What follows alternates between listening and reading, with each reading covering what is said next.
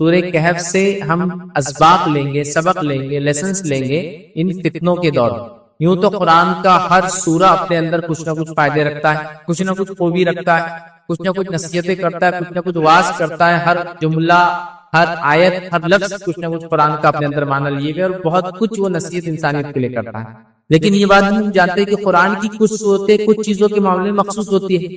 مطلب جہاں جیسے مثال کے طور پر اگر کوئی لے تو قرآن کی آخری چھوٹی چھوٹی صورتیں لے تو وہ حقوق العباد کے تعلق سے، رب العزت کی ربوبیت کے تعلق سے ہے نا، اور سماج کے اندر جو پائے جانے والی برائیوں کے تعلق سے، بھوکوں کو کھانا نہ کھلانے کے تعلق سے ہے نا، یہ تمام چیزوں کے تعلق سے وہی کرتی کہ ایسا مت کرو، ایسا کرو۔ اسی طرح سورہ بقرہ کو لے لے تو کہیں سورہ بقرہ کے اندر منافقوں کی صفت، کافروں کی صفت، اہل کتاب کی برائیاں بیان کی گئی ہے۔ تو ہر سورہ اپنے اندر کچھ نہ کچھ خصوصیتیں لیے ہوئے ہوتا ہے۔ تو ہر سورے میں خصوصیت رہے گی، بعض صورتوں کی بعض معاملوں میں، بعض موضوعوں میں، بعض ٹاپک میں زیادہ خصوصیت ہے۔ تو سورۃ الکہف کا معاملہ فتنوں کے معاملے میں اس کی خصوصیت ہے۔ اور یہ بات میں اس لیے کہہ رہا ہوں، کسی مسلم کی روایت ہے، نبی اکرم صلی اللہ علیہ وسلم فرماتے ہیں کہ سورۃ الکہف کے تعلق سے، اور روایت کے الفاظ یہ ہیں، جو یاد کرے سورہ کہف کی اول 10 آیتیں وہ دجال کی فتنے سے بچ جاتا ہے۔ مطلب سورۃ الکہف کی پہلی 10 آیتیں جو یاد کر لے وہ فتنہ دجال سے بچ جاتا ہے۔ تو اس سورت کی خصوصیت یہ ہے کہ فتنے سے حفاظت کے لیے یہ سورت یاد رکھیے، اس کی خصوصیت ہے، اسپیشلٹی ہے، سمجھ رہے؟ اور دجال کیسا فتنہ، میں سمجھتا ہوں مجھے کسی کو بھی ایکسپلین کرنے کی، سمجھانے کی ضرورت نہیں ہے۔ یہ ایک ایسا عظیم فتنہ ہے کہ نوح علیہ السلام نے، آپ صلی اللہ علیہ وسلم فرماتے ہیں، اپنی قوم کو اس سے ڈرایا۔ حالانکہ وہ آنے والا نہیں ہے ان کے بعد، وہ آنے والا ہے آخری نبی کی امت کے اوپر، نبی اکرم صلی اللہ علیہ وسلم کے بعد، ہے نا۔ لیکن ڈرا رہے کون؟ وقت کے سب سے پہلے رسول ڈرا رہے ہیں۔ کس کو ڈرا رہے ہیں؟ اپنی قوم کو، دجال۔ تو دجال ایسا بڑا فتنہ ہے کہ اس سے پہلے ایسا کوئی فتنہ ہوا نا، اس کے بعد کوئی فتنہ ہوا اتنا بڑا، یہ فتنوں میں سب سے بڑا فتنہ ہے۔ تو جب اس فتنے سے یہ سورت پڑھنے سے کفایت کر جاتی ہے، حفاظت کر لیتی ہے، کافی ہو جاتی ہے، تو باقی دیگر تو چھوٹے چھوٹے ہی ہے، سمجھ رہے ہیں بات؟ تو لہٰذا اس سورت کی خصوصیت یہ ہے، یہ فتنوں سے حفاظت کے لیے۔ سورت الکہف کا گہرا تعلق دجال سے اور دیگر قیامت سے پہلے آنے والی فتنوں سے ہے، لیکن وہ ڈیٹیلز میں ہم نہیں جائیں گے آج، کیونکہ دجال سے تعلق ہمارا ٹاپک نہیں۔ لیکن سورت الکہف کے تعلق سے جو آج میں جو بات وہ ہے کہ سورت الکہف کے ذریعے ہم فتنوں سے کیسے بچ سکتے ہیں، تو اسباب۔ اور آج میں آپ کو خاص طور سے سورت الکہف کے ذریعے دنیا میں پائے جانے والے آج کل کی سب سے بڑے 4 بڑے فتنوں سے حفاظت کیسے کی جا سکتی ہے وہ باتیں میں آپ کو، اور یہ 4 بڑے فتنے 4 واقعات سے ریلیٹڈ ہے جو قرآن نے بیان کیے۔ یہ 4 بڑے فتنے جس سے سورت الکہف کیسے ذریعہ بن سکتی ہے ان فتنوں سے حفاظت کے لیے، کیسے سبق لے سکتے ہیں ان فتنوں سے حفاظت کے لیے، تو وہ 4 واقعات ہیں۔ 4 واقعات 4 مختلف جس کو کہیں گے چیزوں کے تعلق سے، اور ان مختلف چیزوں کو اگر ہم دیکھیں اس کا الٹ دیکھیں تو فتنوں کے تعلق سے، تو 4 بڑے فتنوں سے ہم کیسے محفوظ رہ سکتے ہیں اگر سورۃ الکہف کی 4 واقعات کو اگر ہم سمجھ لیتے۔ تو آئیے سورۃ الکہف سے جو اسباب ہم لیں گے، اور جو فتنوں سے حفاظت یا فتنوں کے دور میں سورۃ الکہف سے جو اسباب لیں گے، اور وہ 4 خاص فتنے جس کے اندر انسان ملوث ہو کے اپنے آپ کو برباد کرتا ہے، دنیا اور آخرت برباد کرتا ہے، وہ چاروں فتنوں کے تعلق سے سورۃ الکہف کیا سبق دیتی ہے، وہ 4 فتنے ہم دیکھیں گے۔ تو پہلا فتنہ جو ہم دیکھیں گے انشاءاللہ اس کے اندر کی کیا سبق ملتا ہے اس فتنے کے اندر، وہ ہے دین اور ایمان کا فتنہ۔ مطلب دین اور ایمان کے معاملے میں آپ فتنے میں پڑ جائے، مشکل میں پڑ جائے، یہ ہم دیکھیں گے۔ اور اس کے لیے ہم سورۃ الکہف کا واقعہ لیں گے، اصحاب کہف کا واقعہ۔ دوسرا ہم دیکھیں گے انشاءاللہ مال و دولت کا فتنہ، اور اس کے تعلق سے سورۃ الکہف سے ہم سبق حاصل کریں گے وہ 2 باغ والوں کے واقعے سے۔ تیسری نصیحت ہم اس سے لیں گے علم کا فتنہ، اور علم کے فتنے کے معاملے میں ہم اس سے سبق لیں گے موسیٰ علیہ السلام اور خضر علیہ السلام کے واقعے سے۔ اور چوتھا سبق جو ہم لیں گے اس سورت سے آج انشاءاللہ جس کو ہوگا عہد کا، منصب کا، عہدے کا، بادشاہت کا فتنہ۔ اور اس معاملے میں ہم جو ذوالقرنین کی زندگی سے جو ہے اس واقعے سے جو سورہ کہف میں اس سے نصیحت اور سبق حاصل کریں۔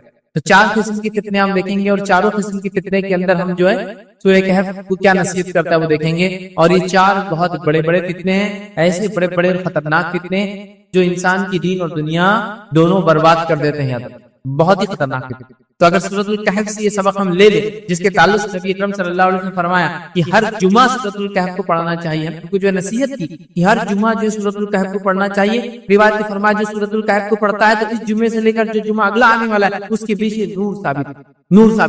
سورۃ الکہف کی تلاوت ایک صحابی کر رہے ہیں اور ان کا جانور بدک رہا ہے، ہنا رہا ہے، تو انہیں ڈر لگ رہا ہے کہیں وہ زیادہ بدکے اور ہنائے، بڑا ہوتا ہے نا، ڈر جاتا ہے۔ آپ گھبرا کے جلدی سے اپنا تلاوت ختم کرتے ہیں، آسمان کی طرف دیکھتے ہیں تو ایک بادل، نبی اکرم صلی اللہ علیہ وسلم مجلس میں جا کے خدمت جا کے بتاتے ہیں واقعہ، تو آپ نے فرمایا وہ سکینت تھی۔ سورۃ الکہف نور ہے 2 جمعہ کے بیچ میں، سورۃ الکہف کی 10 آیتیں دجال کی فتنے سے حفاظت کا ذریعہ جو کہ زمین و آسمان جب سے بنے کا سب سے بڑا فتنہ ہونے والا ہے. یہ فتنہ کیا ہے کہ دیکھنا تو میرا تفصیلی عنوان دجال کا خروج جو ہے وہ آپ ضرور دیکھیں. یہ عنوان ہے، میں نے بہت ڈیٹیل میں اس فتنے کو لیا، ٹھیک ہے، تو اس کا ہے. اسی طرح سورۃ الکہف کی 10 آیتیں دجال کے فتنے سے حفاظت ہے. تو پتہ چلا یہ سورت کی خصوصیت ہے، سب سے بڑے فتنے اور فتنوں سے انسان اس سے بچ سکتا ہے اگر اس سورت کو پڑھے، اس کو سمجھے. چلیے آئیے، جو میں 4 ٹاپکس آپ کے سامنے رکھوں گا، جو 4 فتنے رکھوں گا اور سورۃ الکہف کیسے سبق دیتی رکھوں گا، اس چاروں کے اندر انشاءاللہ اس میں 3 پوائنٹس آپ کے سامنے رکھوں گا اور 3 پوائنٹس میں ایکسپلین کرنے کی کوشش کروں گا کہ یہ فتنے میں سورۃ الکہف سے یہ 3 سبق ملے اور یہ فتنے میں سورۃ الکہف سے یہ 3 سبق ملیں گے.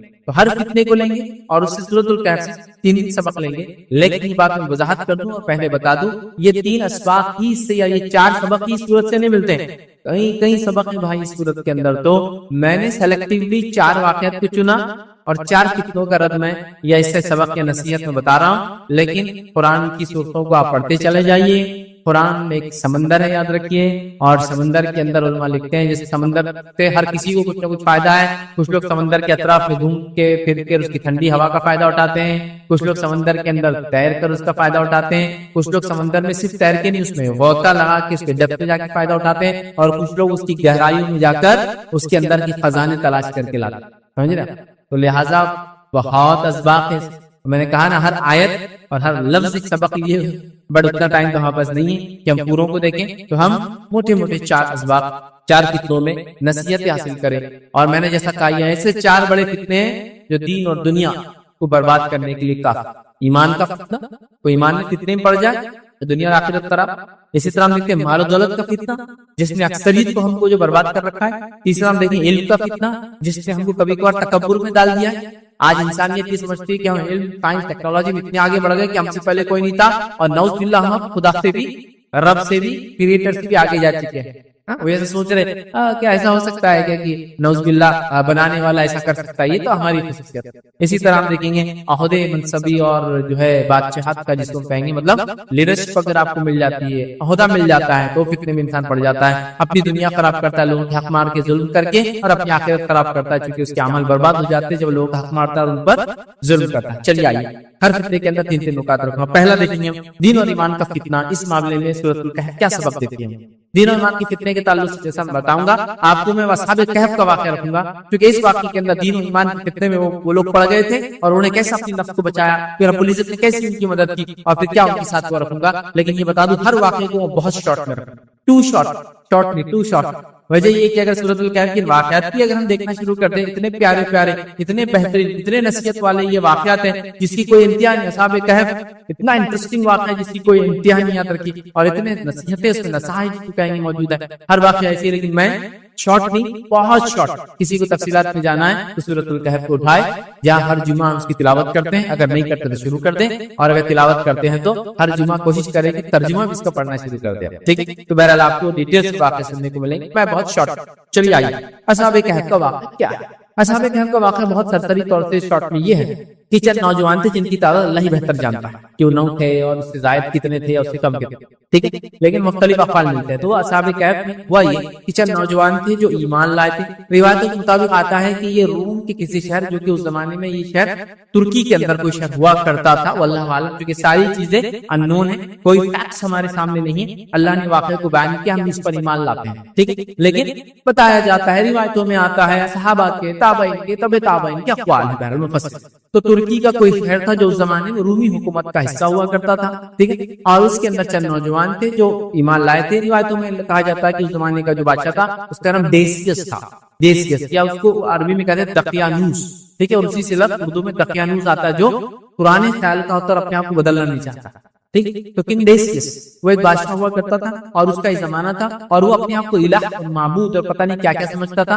اور روایتوں کے مطابق جو بات سمجھ میں آتی ہے واقعہ عیسائیت سے پہلے کا ہے. مطلب یہ لوگ جب یہودیت، مطلب اسلام تھا لیکن جب ان لوگوں نے اپنے آپ کو اب یہود کہہ دیا، یہ اس زمانے کا بات ہے. موسیٰ علیہ السلام کی شریعت اس زمانے میں رہی ہوں گی، اور بادشاہ جو تھا وہ جو ہے روبی بادشاہ تھا. تو اس کا مذہب جو بھی اس زمانے میں ان کا میتھیکل ریلیجن ہوتا ہے، مائتھولوجیکل ہوتا ہے، خاص جو بہرحال مذہب ہوتا ہے، اس ٹائپ کا اس کو کوئی مذہب رہا ہوگا بہرحال. اور وہ اپنے آپ کو بادشاہ یا تو رب سمجھتا تھا یا رب کا ریپرزینٹیٹو سمجھتا تھا اپنے آپ کو دنیا میں. بہرحال وہ اپنے آپ کو بہت بڑی طاقت سمجھتا تھا اور وہ لوگوں کو اسلام پر چلنے سے، ایک اللہ کو ماننے سے انکار کرتا تھا، لوگوں کو اس پر ایمان لانے سے روکتا تھا. اور اس زمانے میں چند نوجوان مل کر ایمان لائے. جب ایمان لائے تو روایتوں میں آتا ہے کہ ان کے شہر میں کوئی میلہ ہوا کرتا تھا. میلے کے لیے لوگ بستی سے باہر جاتے تھے. یہ نوجوان بستی سے باہر گئے اور سب مل کے جمع ہو گئے. اس میں سے ایک نوجوان نے کہا کہ ہمارے دل میں کوئی ایسی بات ہے، کچھ چیزیں ہیں جو شاید ہم کو ایک دوسرے کو بتا دینی چاہیے. مطلب یہ کہ وہ نوجوان فردن اللہ کو مان چکے تھے، دل میں ایمان لا چکے تھے، وہ با ایمان ہو چکے تھے،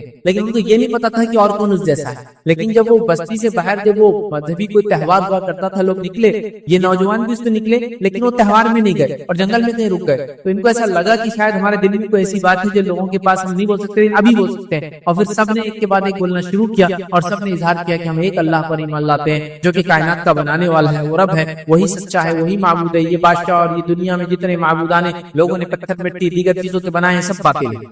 جب انہوں نے ایک دوسرے کے سامنے اظہار کیا، جب اظہار کیا تو ان کو لگا رہے ہم آپ اکیلے نہیں ہیں، یہ کمیونٹی، ایک ٹیم ہے، ہم لوگ ایک وقت ہے، ایک جو ہے چھوٹی سی ٹکڑی اور جماعت ہے. اور انہوں نے اپنے آپ کو ایکسپلین کیا. ان کے ساتھ ایک کتا بھی تھا، یاد رکھیے، وہ ہو سکتا ہے شکاری کتا رہا ہو. شکار کے لیے جنگلوں میں لوگ جاتے تھے، حفاظت کے لیے استعمال کرتے تھے، بھیڑیوں سے بچنے کے لیے، اسی طرح ریچھ وغیرہ سے بچنے کے لیے. تو ان کے ساتھ ایک کتا بھی تھا، یاد رکھیے. اب وہ سفر میں جب گئے، جب لوگوں سے اظہار کیا، لوگ پتا چلا کہ وہ سب ایمان والے ہیں، لیکن ان کو ڈر ہوا کہ اب ایمان کے تعلق سے کیا کریں. وہ لوگ وقت کے بادشاہ کے پاس گئے، انہوں نے اس کو دعوت دی. اب یہ بادشاہ تھا یا اس علاقے کا گورنر تھا، واللہ عالم، جو بھی تھا ذمہ دار، اس کو دعوت دی. دعوت دینے کے بعد اس نے کہا کہ تم اپنے آپ کو سدھار لو، اپنی اصلاح کر لو، ایک رب کو ماننا چھوڑ دو، ورنہ تمہارے ساتھ برا انجام ہوگا. اور میں تمہیں تھوڑی سی مہلت دیتا ہوں، اپنے آپ کو سدھار لو اور واپس آ کے جو عقیدے پہ ساری دنیا اور جس پر میں ہوں اس پر ایمان لاؤ.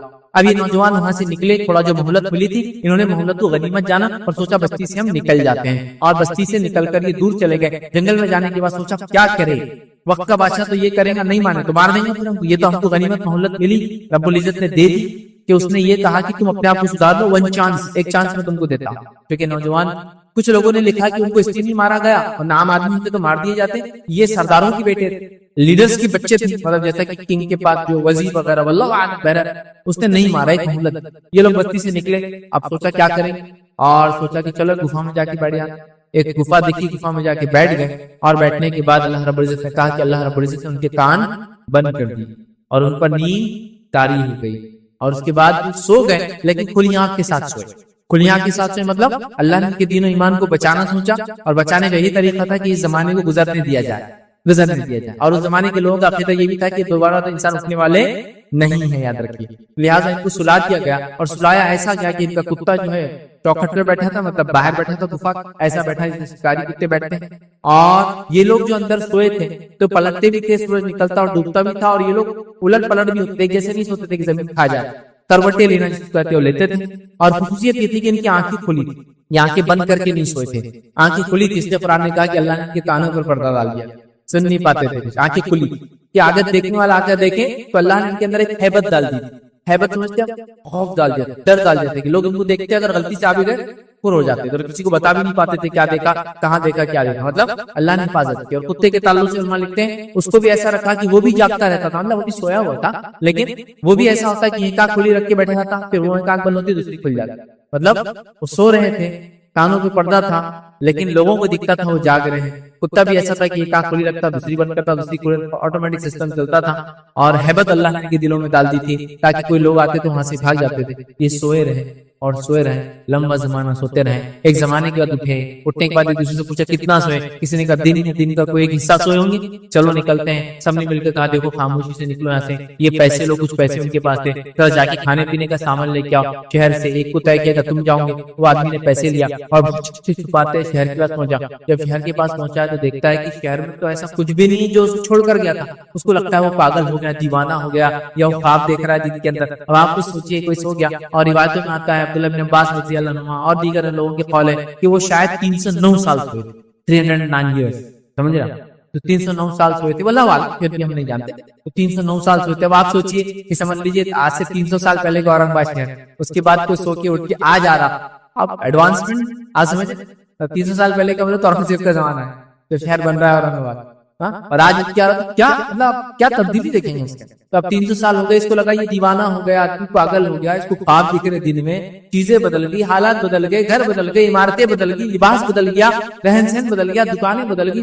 پھر چھپاتے دکان میں گیا، سکہ نکال کے بولتا ہے کھانے کو کچھ دو۔ دکاندار نے سکہ لے کے دیکھا، دوسروں کو بلایا جاؤ یہ کیا سکہ، یہ سمجھ نہیں آ رہا کہاں سے لا لی انہوں نے۔ تو ان کو لگا ان کو کوئی خزانہ ملا، تو یہ کیا کر رہے ہیں، خزانے میں جا کے لا رہے۔ اس نے کیا کیا، بات ہوئی، اور بات ذمہ داروں تک گئی، بات وقت کے بادشاہ تک گئی، وقت کا بادشاہ بتایا تھا کیوڈوس اس کا نام تھا، لیکن وہ اسلام قبول کر چکا تھا، وہ مسلم تھا، واللہ عالم۔ بہرحال وہاں جاتے ہیں، وقت کے بادشاہ کو بتاتے ہیں، وقت کا بادشاہ کہتا ہے کہ یہ کہاں سے ملے۔ پھر وہ لڑکا بتاتا ہے کہ ایسا ایک گفا ہے، وہاں ہمارے اور بھی دوست ہیں، ہم لوگ ایسے سوئے تھے، سو کر جب اٹھے تو یہ حال ہے۔ لوگوں میں یہ بات مشہور تھی کہ چند نوجوان ایمان لائے تھے آج سے کچھ 100 سال پہلے، لیکن وہ کبھی نہیں ملے، کہاں کو ملے، مشہور تھے واقع۔ اور بالکل وہ سکے لے کے آئے، اسی وقت کے بادشاہ کے سکے لے کے آئے، وہی نوجوان تھے، تعداد وہی تھی۔ لوگوں نے دیکھا، ان کے ساتھ ایک کتا تھا، اس گفا کے پاس بادشاہ بھی گیا، شہر کے لوگ گئے، دیکھا کرا، اور بہرحال اس کے بعد کو دیکھنے کے بعد، ملاقات کے بعد اللہ رب العزت نے ان سب کو موت دے دی، کیونکہ اللہ کو صرف بتانا تھا کہ اللہ جیسا پہلی بار پیدا کرتا دوبارہ پھر اٹھائیں، اور وہ نوجوان بہرحال انتقال کر جاتے ہیں۔ اور اس کے بعد پھر ان میں اختلاف ہوا کہ اس گفا کے پاس مسجد بنائی جائے، عبادت گاہ بنائی جائے، لیکن کوئی پسندیدہ عمل نہیں تھا، لیکن انہوں نے اختلاف کیا آپس میں کہ بنانا چاہیے، یہ کوئی صحیح چیز نہیں ہے، لیکن کیا انہوں نے۔ بہرحال قرآن نے کہا کہ مسجد تعمیر کی جائے، عبادت گاہ بنائی جائے، اس طرح کی ڈسپیوٹ ہوئے اور ان کا معاملہ پھر ختم ہوا۔ تو اللہ نے اس کے ذریعے یہی بتا دیا کہ ہم جس طرح پہلی بار ان کو پیدا کرتے دوبارہ پھر اٹھائیں گے، اس اصحاب کہف کو سلانے کے بعد اٹھایا۔ اسی طرح ان لوگوں کا جو کہتے ہیں عیسیٰ علیہ السلام آسمان میں کیا کر رہے ہوں گے، واللہ عالم، جو بھی کر رہے ہوں گے، اصحاب کہف بھی تو 300 سال سو کے اٹھے نا، اللہ نے پھر ان کو لا لیا۔ تو عیسیٰ علیہ السلام بھی گئے اس حالت میں، واللہ عالم، پھر آئیں گے قیامت سے پہلے، اور ہم ہر انسان جس طرح زندہ ہے مرنے کے بعد پھر اٹھنے والا ہے۔ یہ اصحاب کہف کا ایک سبق تھا بہرحال، لیکن ہم جو دیکھ رہے ہیں اصحاب کہف سے یہاں دین اور ایمان کا فتنہ یہاں سے یہ پوائنٹ سے لینے والا، یہ تھا پورا واقعہ، بہت مختصر، بہت شارٹ۔ چلیے اس واقعے میں جو چیزیں ہم نے سیکھی، جو بہت اہم میرا نقطہ تھا، وہ تھا دین و ایمان کے فتنے میں اصحاب کہف نے کیسے گائیڈ کیا ہم لوگوں کو۔ پہلی چیز یاد رکھی ہوئی تھی توحید کو تھامنا۔ ان نوجوانوں نے جو سب سے پہلا کام کیا وہ توحید کو تھاما۔ توحید سمجھتے نا، ایک اللہ کو ماننے کو، ایسا چم گئے اس کو توحید پر۔ سب سے پہلا کام نوجوانوں نے کیا، توحید کو تھاما۔ تو میں گزارش کروں گا اصحاب کہف نے جس طرح سے ایمان لانے کے بعد توحید کو تھام دیا، ہم تمام لوگ بھی توحید کو تھام لیں۔ جس کو توحید مل گئی اس کو دنیا مل گئی، اس کو آخرت مل گئی۔ جس کو توحید نہیں ملی اس کی دنیا برباد ہوگی، اس کی آخرت برباد ہوگی۔ میری باتوں کو کان کھول کر سب سنیں، توحید سب سے اہم چیز ہے، یاد رکھیے، اس کے علاوہ کچھ نہیں۔ توحید کی نعمت، توحید کی دولت، توحید سے بڑی کوئی چیز دنیا میں نہیں، یاد رکھیے۔ ایک اللہ کو ماننا، اسی کی عبادت کرنا، اس کے اسماء و صفات پر ایمان لانا، ٹھیک ہے، اور اسی کو رب اپنا تسلیم کرنا، یہ سب سے بڑی دولت ہے اگر کسی کو ملی ہے، توحید کی۔ توحید اصحاب کہف سے جو پہلا واقعہ دین اور ایمان کے فتنے سے بچنے کا ہمیں سیکھنے کو ملتا ہے، توحید کو لازم جانے، توحید کو وہ کرے۔ اور ہم دیکھتے ہیں دنیا کی چکا چوند انسان کو توحید سے دور کر دیتی، دنیا کی رنگینیاں، سائنس، ٹیکنالوجی، مال، دولت، عورت، نشہ، رشوت، برائی، گندگی، یہ تمام چیزیں انسان کو توحید سے دور کرتی ہے۔ یہ جگمگاہٹ بولتے ہیں، انسان کو اس طرف لپکتی ہے۔ لیکن غور سے سنیے، یہ تو ابھی سادی سیدھی ہے، تو دجال آنا باقی ہے۔ تو اگر اس چکا چوند میں آ کر ہم اگر توحید کو چھوڑ دیتے ہیں آج، تو کل جب دجال آئیں گے تو کیا ہماری حیثیت رہے گی، کیا اوقات اور کیا بساط رہے گی، کیونکہ وہ تو سب سے بڑا فتنہ زمین و آسمان کے بیچ میں جو اللہ نے پیدا کیا ہے۔ تو بہرحال ہم کو اس سے سبق ملتا ہے۔ اسی طرح دنیا کی قوموں کے بعد جو کچھ بھی رنگینیاں ہوں وہ کچھ بھی کام کی نہیں آتا، کہ اصل چیز ہے توحید کی نعمت، توحید کی دولت، توحید سب سے اہم چیزیں یاد رکھیے۔ اور اصحاب کہف نے اسی کو بچا، یاد رکھیے، توحید کو یاد رکھیے۔ اور اللہ رب العزت فرماتا ہے سورہ کہف کے اندر، سورہ نمبر 18 آیت نمبر 14 میں اللہ فرماتا ہے، ہم نے ان کے دل میں اس وقت مضبوط کر دیے جب وہ اٹھے اور انہوں نے اعلان کر دیا ہمارا رب تو بس وہی ہے جو آسمان اور زمین کا رب ہے، ہم اسے چھوڑ کر کسی دوسرے معبود کو نہیں پکاریں گے۔ اگر ہم ایسا کریں گے تو بالکل جو ہے بیجا بات کریں، یہ فالتو بات ہوگی، ہم سے بڑی غلطی ہوگی بیجا، کہ ہم اپنے رب کو چھوڑ کر کسی اور کی بات۔ تو انہوں نے توحید کا اعلان کر دیا۔ اس واقعے سے جو دین و ایمان کی فتنے سے بچنے کا جو دوسرا سبق ہم کو ملتا ہے وہ یہ صحبت صالح، صحبت صالح، اچھے دوستوں کی صحبت، گڈ کمپنی کا امپورٹنس پتا چلتا ہے۔ پہلے وہ نوجوان اکیلے اکیلے تھے اور ڈرے، پھر وہ بستی سے نکلے وہ میلے میں جانے کے لیے، اور پھر بستی سے الگ ہو گئے کیونکہ ان کو شرک کے میلے میں جانا نہیں تھا۔ جب وہ الگ ہو گئے تو ایک جگہ آ گئے، جب ایک جگہ آئے تو لوگوں نے کچھ نے کہا کہ کچھ نہ کچھ تو بات ہے جس کی وجہ سے ہم سب یہاں جمع ہوئے، چلو میں اپنی دل کی بات پہلے رکھتا ہوں کہ میں اس لیے آیا ہوں کہ میں ان کو رب نہیں مانتا ہوں۔ پھر دوسرے نے کہا، پھر تیسرے نے کہا، پھر سب نے کہا، اور پھر ایک گروپ بن گیا، اور انہیں ہمت آ گئی، اتنی ہمت آ گئی کہ وہ وقت کے بادشاہ کے پاس دعوت دینے چلے گئے۔ اور وقت کا بادشاہ بھی شاید اکیلا کوئی انسان آتا رہو بولتا تھا اس کو ختم کر دو، لیکن اس نے دیکھا نوجوان سرداروں کے بیٹے ایسے ختم کیے جا سکتے ہیں، تو مہلت بھی دی، چھوٹ بھی دی، اور ان کی بات بھی سنی۔ تو اچھی صحبت کا اثر یہاں پتہ چلتا ہے، یاد رکھیے۔ تو فتنے سے بچنے کے لیے ہم خیال لوگوں کا ایک جگہ جمع ہونا توحید پر بڑا ضروری، یا توحید پرستوں کا فتنوں کے زمانے میں ایک ساتھ رہنا بڑا ضروری۔ اور آج کل ہم اس کی جماعت کی اہمیت، ایک ساتھ رہنے کی اہمیت یا مسلمانوں کی ایک جگہ رہنے کی اہمیت ہم لوگ بھول چکے ہیں. تو ہمیں اس سبق کو یاد کرنا ہے. اصحاب کہف کیا ہوئے؟ توحید پر تھے، اکیلے اکیلے تھے، پھر جمع ہوئے اور جمع ہو کے ایک طاقت بنے اور وقت کے بادشاہ کو دعوت دی. وہ بھی سوچتے مجبور ڈائریکٹ انکار نہیں کر سکتے. سمجھ رہے بات؟ تو لہٰذا جمع ہوں ایک جگہ یاد رکھیے. تو آج ہم دیکھتے ہیں ہم بری صحبت کو اختیار کرنا چاہتے ہیں. آج ہم دیکھتے ہیں ہم برائی کے ساتھ بلکہ بری صحبت پہ ہم فخر کرتے ہیں. میں ان کے ساتھ رہتا ہوں، ہمارے بچے ان کے ساتھ رہتے ہیں. بری صحبت پہ فخر اختیار کرتے ہیں. فخر اختیار کرنے کی چیز نہیں، یاد رکھیے اچھی صحبت اختیار کرنے کی ضرورت ہے. اللہ عز و جل نے نبی کریم صلی اللہ علیہ وسلم کو نصیحت کی اور کیا فرمایا سنیے. سورہ کہف سورہ نمبر 18 آیت نمبر 28 میں فرمایا رکھا وَاصْبِرْ نَفْسَكَ مَعَ الَّذِينَ يَدْعُونَ رَبَّهُمْ بِالْغَدَاةِ وَالْعَشِيِّ يُرِيدُونَ وَجْهَهُ. اللہ فرماتا کہتا ہے اور اپنے دل کو ان لوگوں کی معیت پر مطمئن کر جو اپنے رب کی رضا کے طلبگار ہیں اور صبح و شام اس کو پکارتے ہیں اور ان سے ہرگز منہ نہ پھیرنا. اے نبی آپ ایسے لوگوں کی صحبت اختیار کیجئے جو صبح اور شام اپنے رب کو پکارتے ہیں. تو اللہ نبی کو وصیت کر رہا ہے، نصیحت کر رہا ہے سورۃ الکہف میں اچھی صحبت کے لیے. اور اصحاب کہف نے بھی اچھی صحبت کو اختیار کیا اور اچھی صحبت والے سب ایک جگہ جمع ہوئے. نتیجہ کتنا اچھا ہے آپ خود دیکھیں. تو دوسرا سبق ملا اس سے دین و ایمان کے فتنے کے زمانے میں ہمیں یہ پتہ چلتا ہے کہ توحید پرستوں کو ایک جگہ آنا بے حد ضروری ہے. اسی طرح تیسرا سبق جو اس واقعے سے ملتا ہے وہ یہ ہم کو دین و ایمان کے فتنے سے بچنے کا جو واقعہ بتایا گیا سورہ کہف میں وہ یہ ملتا ہے دنیا کی مال و متاع کی بجائے آخرت کو ترجیح دینا چاہیے اور ثواب کے کام کرنا. دنیا کو ترجیح دینے کے بدلے آخرت کو ترجیح دے کر دنیا میں وہ کام کرنا چاہیے جو آخرت کو کامیاب کرتے ہیں. اور نوجوانوں نے یہی کیا، انہوں نے اپنی قوم کو چھوڑا دنیا سے، انہوں نے اپنی تجارتوں کو اپنے کیریئر کو چھوڑا. ارے نوجوان تھے تو کیا نہیں تھا دنیا میں کرنے کو. ہوتا ہے نا آج آپ نوجوان ہیں دین پر چلنا چاہتے، لوگ بولتے ہیں میاں دھندا پانی کر لے پہلے پھر دیکھا جائے گا دین سب چلے. میاں ابھی داڑھی واڑی کیا رکھ رہا ہے، شادی وادی کر لینے کا، اس کے بعد بچے ہو جائیں گے جب داڑھی رکھنے کا. ارے ابھی سے کہاں بچی کو برقع ورقع بنا رہے آپ، ذرا دنیا تو گزار لے، دنیا کی رنگینیوں سے تو گزر جائے، شادی وادی ہو جائے، رشتہ آ جائے، پھر دیکھا جائے گا سسرال میں تو یہی کرتا بڈھی بن کے رہنا بیچارے کو برقع پہن کے، ہے نہیں؟ ہم یہی سوچتے ہیں کیریئر ویریئر بنا لے پھر دیکھا جائے گا دین ایمان اسلام نمازیں وغیرہ. بڈھے ہو جائیں گے 58 کا جلدی ریٹائرمنٹ لے لیں گے. اب تو گورنمنٹ جاب وغیرہ نہیں ہوتی تو بہرحال جب بھی ریٹائرمنٹ ملیں گے 60-70 سال کی عمر میں اس کے بعد دین وغیرہ پہ چلیں گے. نہیں، یہ جوان تھے اور انہوں نے اپنی جوان ہونے کے باوجود دنیا کے تمام متاع اور سہولتوں کو ترک کیا. اپنی تجارت تھی، ہو سکتا ہے ان کے والدین جو بڑے بڑے پوزیشن پہ تھے یہ بھی ہو سکتا ہے اس پوزیشن پہلے تو ایسے ہوتا تھا بادشاہ کے پاس ایسے ہوتا تھا، وزیر کا بچہ اچھا ہوتا وہ وزیر بن جاتا تھا تو بڑے بڑے پوزیشن پہ پوسٹ پہ جا سکتے تھے. لیکن سب کچھ انہوں نے چھوڑ دیا کس چیز کے لیے؟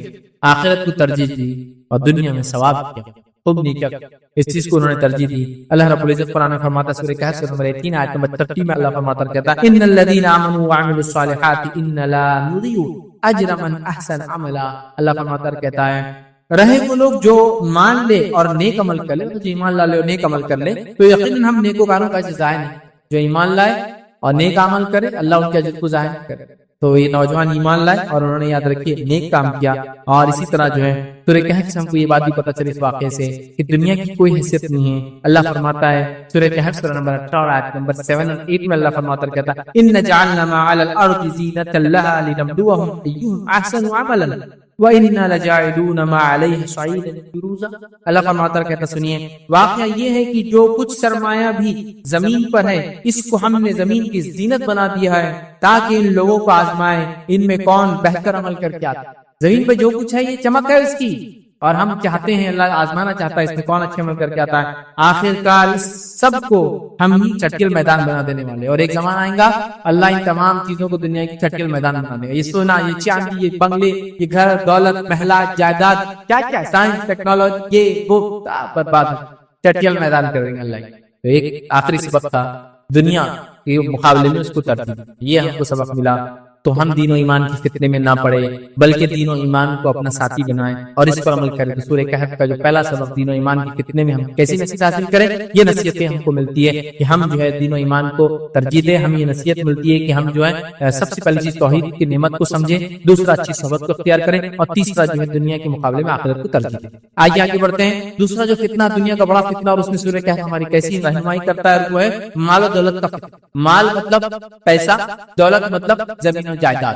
ویسے مال اور دولت بھی ہاں بس اردو میں دولت بھی پیسے کی بولتے ہیں لیکن اگر ان کو دونوں کو فرق کرو دولت کہتے ہیں اسٹیٹ کو، حکومت کو، زمین اور جائیداد کو، اور مال کہتے ہیں کیش کرنسی کو. تو مال اور دولت ہے نا، تو دولت کا معنی ہوتا ہے اسٹیٹ. ٹھیک، تو کسی کی دولت فلاں دولت کی اور یہ ان کی دولت ہے، حکومت ہے، گورننس ہے، اس کو بولتے ہیں. تو مال و دولت کا فتنہ، زمین اور پیسے، زمین جائیداد، یہ پیسے اور زمین جائیداد کا فتنہ. اور آج میں سمجھتا ہوں اس فتنے سے ہم میں سے کوئی بھی نہیں بچا ہے، بلکہ اللہ کے رسول صلی اللہ علیہ وسلم نے فرمایا پچھلی امتوں کا فتنہ عورتوں سے شروع ہوا تھا، میری امت کا فتنہ مال ہے. امت محمدیہ کا فتنہ کیا ہے؟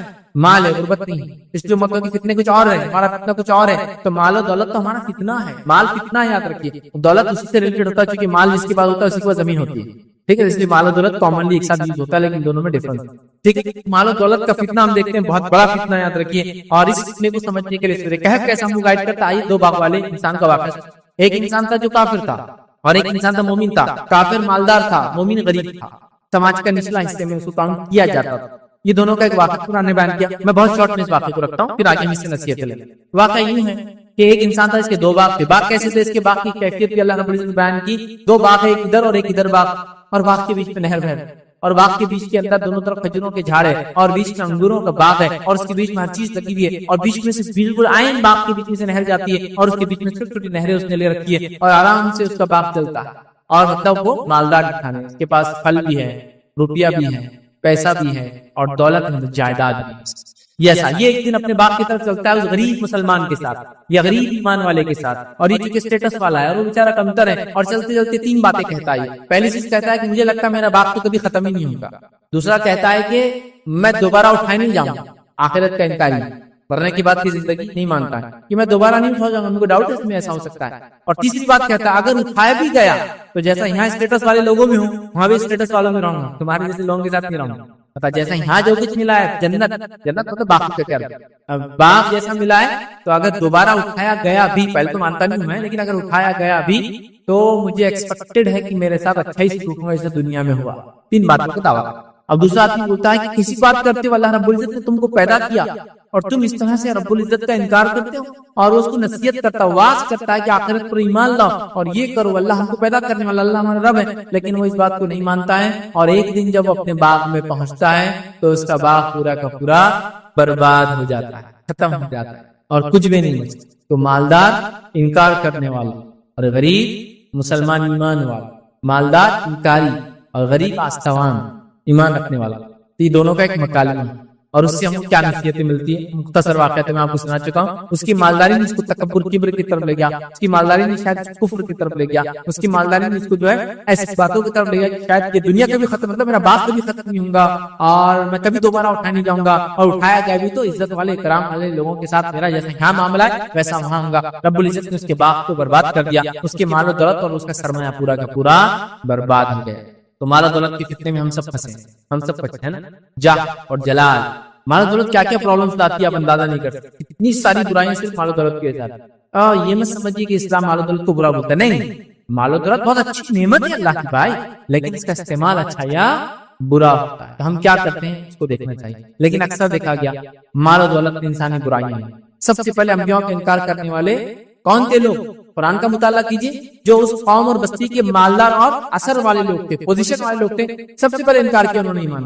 اور ایمان لانے والوں میں سب سے پہلی جماعت کون سی ہوا کرتی؟ غریب لوگوں کی، غلاموں کی، اور سماج میں جو نچلے طبقے تھے وہ سب سے پہلے. تو میں نے اس لیے کہا کہ مال و دولت کا بہت بگاڑ، بہت بگاڑ، یہاں تک کہ دین و ایمان کا بگاڑ. تو مال و دولت کے فتنے سے ہمیشہ پناہ مانگنا چاہیے. مال و دولت حلال روزی کی دعا ہمیشہ کرتے رہنا چاہیے. خوب حلال مال کمانا چاہیے، اسے زکات دینا چاہیے، صدقات اور خیرات کرنا چاہیے، لیکن مال کے فتنے سے ہمیشہ پناہ مانگنا چاہیے. تو اس لیے کہے کہ اس واقعے سے مال و دولت کے کیسے فتنے سے کیا نصیحتیں ملتی، کیا اسباق ملتے، وہ آپ کے سامنے رکھتا. آئیے، جب اللہ آپ کو دوسروں سے زیادہ نوازے، دوسروں کو کمتر اور حقیر نہیں سمجھنا چاہیے. پہلا نصیحت کیا ملتی ہے؟ اس مالدار انسان کو جو اللہ کا انکار کرتا تھا، آخرت کا انکار کرتا تھا، اللہ نے مال و دولت زیادہ دیا تھا، اس نے اپنے آپ کو تکبر کیا اور اس آدمی کو کیا سمجھا؟ چھوٹا سمجھا. کیا بولا تھا اس نے؟ اگر اٹھایا بھی گیا تو جیسا یہاں ویسا رکھا جاؤں گا، تحقیر نہیں سمجھ. تو سب سے بڑی نصیحت ہے جب اللہ دوسروں سے زیادہ آپ کو مال و دولت دے تو کسی کو حقیر نہیں سمجھنا. مال و دولت اللہ کی ایک سمپل ایک نعمت. مسلمانوں میں تو ایک کہاوت مشہور ہے، پیسہ ہاتھ کا میل مانتے ہیں. آیا اور گیا، دیکھیں ہاتھ پہ کتنا بھی میل لگا، کتنا بھی میل لگا، ڈھیروں میل لگا، کالے ہاتھ ہو گئے، صرف پانی کے نیچے ہاتھ ڈال کے یوں کرنا شروع کرو تب بہ کے چلا جائے. پسینہ آ جائے ہاتھ میں، میل نکل کے چلا جاتا، پھر ہاتھ جیسے کہ اچھے ہو جاتے ہیں نا. تو میل بھائی اور چلے جائے. یہ اتنا بے وفا ہے کہ کسی کے پاس ٹکا نہیں آج تک. ادھر سے ادھر ایسا چھلانگی مارتا، ٹرانسفر ہوتا. کبھی بار دیکھی کی لائف میں آپ کسی کی بادشاہت تو اس کی فقیر کی دیکھے. میں مثالیں دینا نہیں چاہتا ہوں، وقت نہیں اتنی مثال، بہت بے وقوف. لیکن یہ وہ خطرناک دوست ہے جس کو لوگ بناتے ہیں، جو سب سے زیادہ برباد کرتا ہے ہمارا ایمان اور عقیدہ اور تکبر، بڑائی اور کیا کیا برائی لاتا ہے. میرے پاس وقت نہیں بنے، بہت برائی ہے نا. سب سے پہلا کام، میرے پاس مال و دولت ہے، کبھی دوسروں کو حقیر نہیں. یہ مالدار انسان نے جو اللہ کا انکار کر رہا تھا، آخرت کا انکار کر رہا تھا، اس نے سمجھا مال و دولت سب کچھ ہے، اور ایک ایمان والے کو حقیر سمجھا. آج یہ پاس بہت ہو گیا، جس کے مال و دولت ہے وہ غریب مسلمانوں کو حقیر سمجھتے ہیں، ان کے ساتھ بیٹھنا کھانا، ان کی دعوتوں کو قبول کرنا اس سے برا سمجھتے ہیں. رزق کبھی مت دیجیے، کیونکہ مال ایسا ہاتھ چھوڑ کے جاتا ہے، اتنا بے وفا ہوتا ہے. آپ امیجن، آپ سوچ بھی نہیں سکتے. اگر کسی نے زندگی میں دیکھا ہو تو وہ سمجھ سکتا ہے کتنا بے وفا ہو، کیسے چلا رہا ہے. آپ نے خوب مال کمایا، جائیداد میں، گورنمنٹ نے بولا جائیداد پستے، یہاں کچھ نہیں بن سکتا، یہ فلاں زون ہو گیا، یہ پارک بن گیا، یہ زو بن گیا. کیا کرتے رہے ہو، کیسا پریشان ہے. آپ نے مال و دولت کمایا، تجارت لگائی، آگ لگ گئی آپ کے بزنس میں. اچانک آگ لگنے کے بعد کیا ہوا، پورا بزنس جل گیا، چلے گیا نا مال. کیسا چھوڑا نا. کبھی کوئی سوچ سکتا ہے کہ تاجر جس کا کروڑ پتی ہے، اس کا تجارت میں وہ ہے، اور اچانک آپ نے مال و دولت جانوروں کی شکل میں خوب بڑا کی، فارم ہاؤس سے، اور یہ، اور اچانک بیماری ہے، پورے جانور مر کے چلے. کیسا تم دوسرے دن کیسا ہوتا نا. آپ نے انویسٹمنٹ کیا بہت زبردست کمپنی میں، ایسی کمپنی جو ٹاپ میں جا رہی تھی دنیا کے اندر، اور اچانک کل کولیپس آ گیا. کیا ہو جاتا، آج کا کروڑپتی کل کا بھکاری. ایک یہ بہت خطرناک ساتھی ہے، ایسا ساتھ چھوڑ چٹکی. تو بہرحال تو کسی بھی انسان کو کمتر مت سمجھیے گا میرے پاس سمجھے آپ. کبھی بھی تکبر نہ آنے دیجیے. اللہ کی نعمت جب اللہ چاہتا دیتا ہے، جب چاہے چھین لیتا ہے. جیسے باغ والوں نوازا تھا اللہ تعالیٰ نے، ہے نا. پہلے انسان اس نے کیا کیا، یاد رکھیے، نوازنے کے بعد اس نے غلط غلط باتیں کہی، انکار کیا اللہ کا، اور اس کو حقیر سمجھا دوسرے مسلمان کو. اسی طرح جو ہے آج لوگ ساری زندگی کمائی کے لیے کوشش کرتے یاد رکھیں، اور اپنا ایک اسٹینڈرڈ مینٹین کرتے ہیں، اور اسٹینڈرڈ کو مینٹین کرنے کے بعد یہ سمجھتے ہیں کہ اس کے علاوہ جو لوگ رہتے وہ حقیر ہے، وہ کمتر ہے، وہ کمزور ہے، وہ بیکار ہے، وہ ناقص ہے، بلکہ کبھی کبھار تو رشتہ رکھنے کے لائق نہیں ہے. ارے یار میں تو بہت مالدار ہو گیا لیکن میں بہت ڈپریس کیوں، میرے رشتہ اتنے غریب ہے یار، میرے ابا کو دیکھو اتنے غریب، میرے اما کو دیکھو اتنے غریب، میرے بھائیوں کو دیکھو، میرا پورا اسٹیٹس ڈاؤن ہو جائے. کیا کروں، توڑ دے سب سے، توڑ دے. نہ گاؤں جاتا اپنی، نہ ماں باپ کو دیکھتا، نہ بھائیوں کو. اس لیے کیا کیسے غریب بھائی بہن کیسے ہو سکتے ہیں میرے، کبھی نہیں ہونا چاہیے. ٹھیک ہے، تو اپنا اسٹینڈرڈ مینٹین مت کیجیے، کسی کو حقیر مت سمجھو اسٹینڈرڈ کے چکر. ٹھیک ہے. اللہ رب العزت نے سورہ کہف سورہ نمبر 18 آیت میں 34 میں کیا کہا سنیے. وَكَانَ لَهُ ثَمَرٌ فَقَالَ لِصَاحِبِهِ وَهُوَ يُحَاوِرُهُ أَنَا أَكْثَرُ مِنكَ مَالًا وَأَعَزُّ نَفَرًا. اس نے کیا بولا معلوم دیکھیں سنیے. اللہ نے فرمایا ایک دن وہ اپنے ہمسائے سے بات کرتے ہوئے بولا میں تجھ سے زیادہ مالدار ہوں. وہ غریب مسلمان کو دیکھ کے کیا بولا، میں تجھ سے زیادہ مالدار ہوں اور تجھ سے زیادہ طاقتور، میں تجھ سے زیادہ مالدار. اب یہ کافر، اور کیا کرا دوسرے کو، میں تجھ کو اپنے آپ سے مال میں کم سمجھتا ہوں اور میں تجھ سے زیادہ مالدار ہوں، اور میری طاقت بھی تجھ سے زیادہ. تکبر کیا اس نے، کبھی بھی اپنی مالداری کا تکبر نہیں دکھانا، حالانکہ اس کا عقیدہ بھی درست نہیں تھا، وہ کافر بھی. دوسرا سبق جو ہم کو ملتا ہے مال و دولت کے فتنے سے بچنے کا، اس واقعے کے اندر، اس دو باغ والے کے واقعے کے اندر، اتنا مال و دولت تھا اس کے پاس، کیا ملتا ہے. کوئی آپ کو حقیر سمجھے تو آپ احساس کمتری میں مت مبتلا ہوئیے، بلکہ آپ کے پاس جو نعمت توحید اللہ نے دی اس کا شکر بجا لائے. جب کوئی آپ کو حقیر سمجھے، جیسا وہ باغ والے نے، دو باغ والے نے دوسرے مسلمان کو، غریب مسلمان کو حقیر سمجھا، تو یہ احساس کمتری نہیں پڑا. کہیں بول رہے یار تم کیا، میرا کچھ بھی نہیں ہے. نہیں، حقیر نہیں سمجھا اس نے اپنے آپ کو. جب اس کو دوسرے نے حقیر سمجھا تو احساس کمتری بھی نہیں گیا، بلکہ اس کے پاس جو نعمت تھی اس نعمت پہ یہ خوش، اس نعمت پہ یہ مضبوطی سے جم گیا. اور وہ نعمت کیا تھی اس کے پاس؟ توحید کی نعمت. تو مسلمان کے پاس عقیدہ تھا کہ آخرت میں اٹھنے والا، ہی کیا بول رہا تھا، دوبارہ نہیں اٹھنے والے، کیا عقیدہ تھا. تو اس نے اس پہ شکر ادا کیا. یاد رکھیے، تو اس بات کو آپ یاد رکھیے، کوئی آپ کو حقیر سمجھے تو آپ اللہ نے جو آپ کو نعمت دی اس پہ شکر ادا کیجیے. کا احساس کمتری مبتلا مت ہوئیے، اس کے ساتھ برا سلوک مت کیجیے اس آدمی کے ساتھ جو کر رہا ہے، بلکہ آپ نعمتوں کا شکر ادا کیجیے اللہ نے دی ہے، کہ اللہ نے مجھے صحت دی ہے، اللہ نے مجھے اچھے بیوی اور بچے دیے ہیں، اللہ رب العزت نے مجھے توحید پر قائم رکھا ہے، اللہ رب العزت نے مجھے حلال روزی کمانے کی توفیق دی ہے، اللہ رب العزت مجھ سے عبادتیں کروا لیتا ہے. یاد رکھیے میں کوشش کرتا ہوں، رب العزت مجھے توفیق دیتا ہے کہ نمازیں پڑھ لیتا ہوں. الحمدللہ میں تیری حقارت سے احساس کمتری، انفینٹی کمپلیکس میں نہیں آنے والا ہوں. میں جو نعمت ہے اس پر خوش ہوں، تو خوش ہوئیے اس نعمت پر، اس لیے کہ جب دجال آئیں گا یاد رکھیے وہ خوب معلوم متا لوگوں کو دیں گے، جو اس پر ایمان لائیں گے اسے خوب لٹائیں. لیکن سب سے عظیم دولت اس زمانے میں جو ہوں گی توحید کی دولت. اور ایک نوجوان توحید پرست جس کے پاس دجال آئیں گا، ہاں دجال آئیں گا اور کہیں گا مجھ پر ایمان لاتا ہے، وہ کہیں گے ایمان نہیں لاتا. تو وہ کیا کریں گے، آ رہے اس سے ان کی دو ٹکڑے کریں گے. پھر دجال جڑانے کے بعد بولیں گا کیا مجھ پر ایمان لاتا ہے، دیکھ تجھے مار دیا تھا زندہ کیا. تو وہ کہیں گا اب تو میں اللہ کے رسول صلی اللہ علیہ وسلم جو باتیں بتائی اس پر اور زیادہ ایمان لاتا ہوں، کیونکہ مجھے بتا دیا کہ حدیث میں تو ایسا کرنے والا ہے، میں اور زیادہ ایمان لاتا ہوں. پھر دجال تلوار اٹھائیں گا اور اس کی گردن میں ماریں گا، اللہ تعالیٰ اس کی گردن کو تانبے کی گردن بنا دے گا، پھر اس نوجوان کو مار نہیں سکتا۔ تو اس دجال کے سامنے بھی جو چیز اس کو بچائیں گی تو اگر کوئی آپ کو حقیر سمجھے، حقیر جانے، تو آپ اس کو ریٹیلیٹ نہیں کرنا، اس کو برا نہیں بولنا ہے۔ آپ کی نعمتیں جو اللہ نے کی اس پر آپ شکر بجا لائیے۔ کہ وہ کہہ رہا ہے کہ غریب اللہ بیکاری کیا زندگی جیتے گا، تم کیسے جیتے؟ الحمدللہ جو رب کھلاتا ہے کھا کے۔ یہ نہیں کہ تو کیا امیر، تیری مال کیا لانگ لگے، تیری مال و دولت نہیں، کچھ بھی نہیں بولنا۔ جو میرے کو اللہ کیا کھاتا پیتا اور خوش، توحید کے بعد اللہ نے نوازی ہے، میرے بیوی بچے ایمان والے، بڑا خوش۔ سمجھے آپ بات؟ تو بہرحال تو کوئی آپ کو حقیر سمجھے، ایسا سے کمتری مت جائیے۔ جو نعمت اللہ کی خاص توحید وغیرہ اس کا شکر ادا کیجیے۔ تو اس شخص نے وہ کیا یاد رکھیے۔ اور اللہ رب العزت کیا فرماتا سورہ کہف سورہ نمبر 18 آیت نمبر 37 38 پر اللہ نے کیا فرمایا سنیے۔ قال له صاحبه وهو يحاوره اكفرت بالذي خلقك من تراب ثم من نطفة ثم سواك رجلا لكن هو الله ربي ولا اشرك بربي احدا۔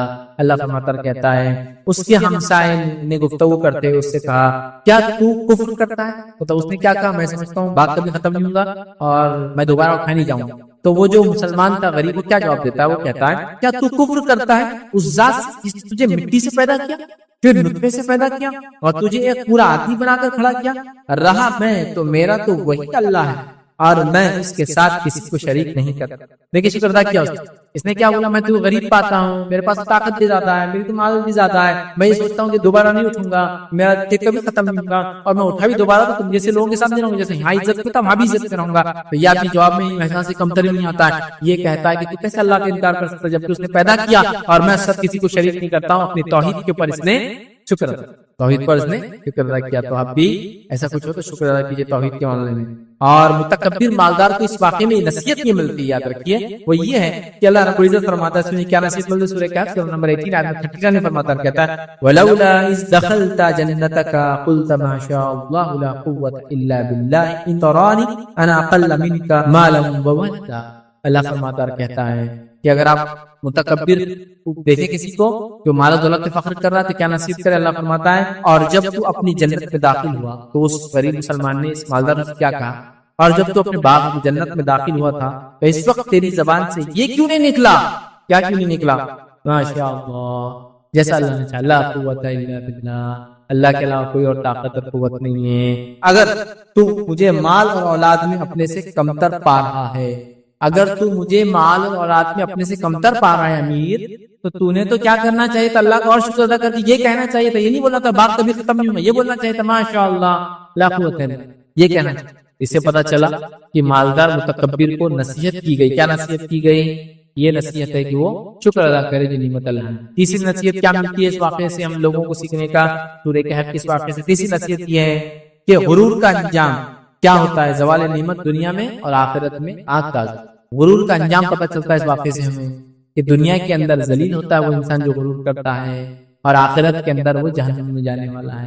اور یہ انجام اس واقعے سے ہم کو پتہ چلا کیا ہوا، مغرور انسان جو تکبر کے ساتھ بول رہا ہے میں تیرے سے مال میں زیادہ ہوں، دولت میں زیادہ ہوں، عزت والا ہوں، اور میں سمجھتا ہوں باغ کبھی ختم نہیں ہوگا، اور میں سمجھتا ہوں آخرت کبھی نہیں قائم ہوگی، میں دوبارہ نہیں اٹھنے والا ہوں، اور میں سمجھتا ہوں اٹھا بھی تو اچھا میں نہ لوں گا، اس کا انجام کیا وہ سن لیجیے۔ اللہ رب العزت کیا فرماتا ہے قرآن کے اندر، اسی سورت کے اندر سورہ کہف سورہ نمبر 18 آیت 42 میں اللہ نے فرمایا کہ وَأُحِيطَ بِثَمَرِهِ فَأَصْبَحَ يُقَلِّبُ كَفَّيْهِ عَلَى مَا أَنفَقَ فِيهَا وَهِيَ خَاوِيَةٌ عَلَى عُرُوشِهَا وَيَقُولُ يَا لَيْتَنِي لَمْ أُشْرِكْ بِرَبِّي أَحَدًا۔ اللہ فرماتا ہے اور اس کے سارے پھل گھیر دیے گئے۔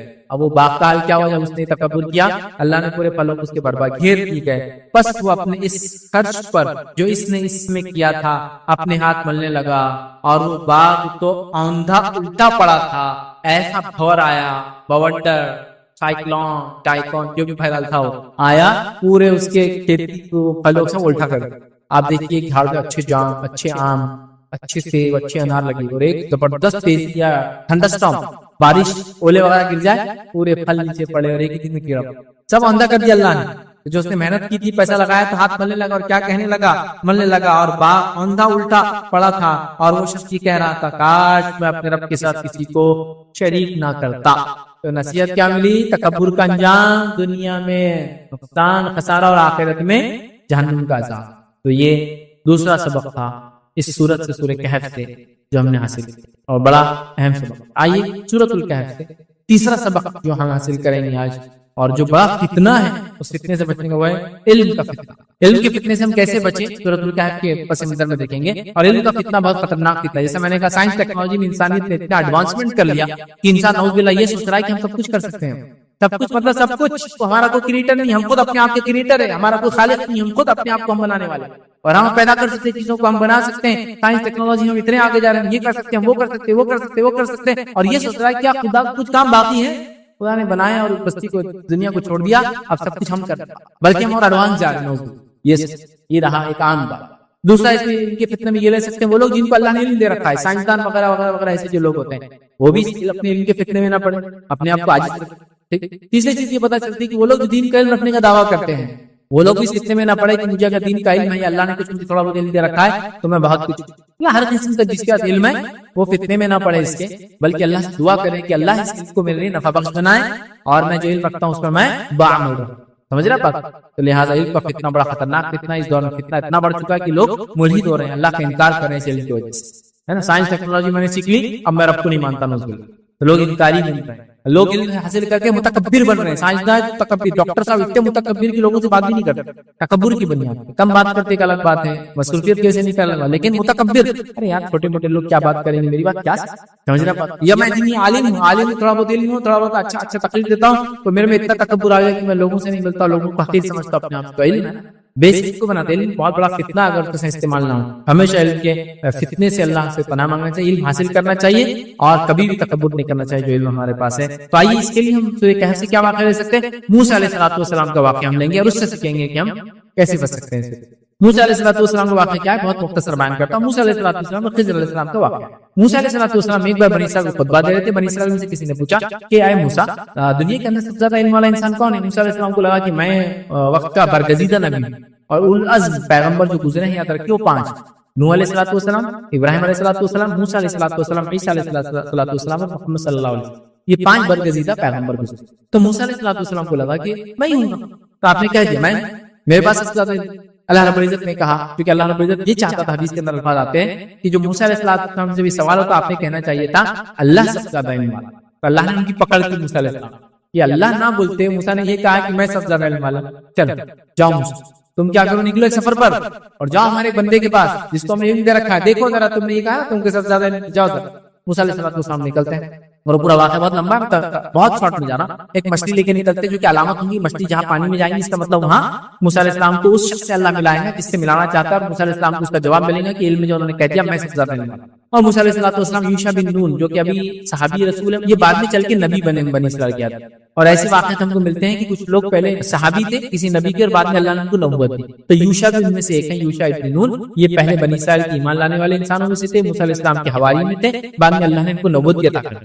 تو یہ سفر پہ نکلے, نوجوان ساتھی تھے ان کے, موسیٰ علیہ السلام اور یہ دونوں سفر پہ نکلے. موسیٰ علیہ السلام نے کہا جب مچھلی چلے جائے نکل کے زندہ ہوتی, مطلب مچھلی مری ہوئی تھی لیکن ایک مقام پر اللہ نے حکم دیں گا اس کو زندہ ہوں گے, پانی میں جائیں گے, وہاں اپن ملیں گے. وہ لوگ چلے ایک جگہ سوئے, سو کر اٹھے, مچھلی نکلی اور پانی میں چلے گئی. یوشع بن نون بھول گئے, موسیٰ علیہ السلام تھوڑی دیر سے اٹھے. موسیٰ علیہ السلام جب اٹھے دونوں سفر پہ نکل گئے, ایک رات گزر گیا. موسیٰ علیہ السلام کا بڑے تھک گئے, کیا ہوگا, کہا چلو کچھ کھاتے. جب کھانے کے لیے کھولا تو کہا ارے میں بھول گیا, مچھلی تو نکل کر چلے گئی, تو شیطان نے مجھے بلا دیا. موسیٰ علیہ السلام نے کہا کوئی بات نہیں, ہم واپس ریٹرن جائیں گے. ریٹرن گئے, اس مقام پہ پہنچے جہاں مچھلی نے سوراخ کر کے پانی میں گئی تھی, وہاں انتظار کرے اور وہاں آئے خضر علیہ السلام. خضر علیہ السلام سے موسیٰ علیہ السلام کی ملاقات ہوئی, اور خضر علیہ السلام اور موسیٰ علیہ السلام نکلے, اس نہر کے کنارے سے چلے. ایک کشتی تھی, کشتی کو ہاتھ بتایا گیا, لوگوں نے پہچان لیا یہ خضر ہیں, اور خضر کا احترام کرتے چونکہ وہ نون تھے اس علاقے کے اندر. شاید کہا کہ آپ آئیے, بغیر پیسے کے سفر کیجیے کشتی میں. وہ بغیر پیسے کے سفر کرنے کشتی میں بیٹھے. کشتی چلے چلے ایک مقام تک پہنچی, اور خضر علیہ السلام نے کشتی کا ایک تختہ نکالا, خاموشی میں لوگ جب نہیں دیکھ رہے تو توڑ. اور موسیٰ علیہ السلام کو پہلے بتا دیا تھا میرے ساتھ چلو گے تو خاموش رہنا تمہارا کام ہے, اور جب میں بتانا چاہوں گا تب میں بتاؤں گا میں نے کیوں کیا. لیکن موسیٰ علیہ السلام کو تاب نہیں ہے, ایک آدمی آپ کو فری رائڈ دے رہا ہے, کشتی میں فری بٹھایا اور تم کشتی توڑ دیا, خراب کر. امیزنگ, تعجب کی بات.